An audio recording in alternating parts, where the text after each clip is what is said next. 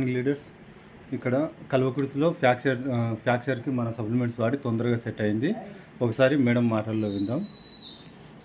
చెప్పండి మీకు ఏమైంది, అసలు ప్రాబ్లం ఏంది?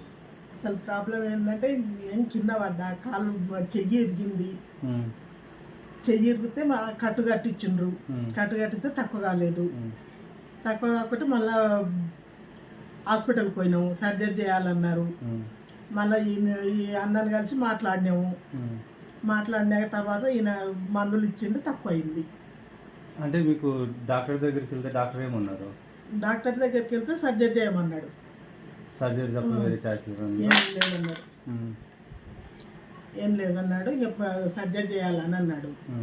అంటే సరే అని చెప్పి మళ్ళీ మిమ్మల్ని కలిసి మేము మీ దగ్గరికి వస్తుంది, మిమ్మల్ని పిలిస్తే మీ దగ్గర మీరు వచ్చిండ్రు. మీరు వచ్చినాక ఈ మందులు వాడండి అని చెప్పి మందులు వాడితే తగ్గింది.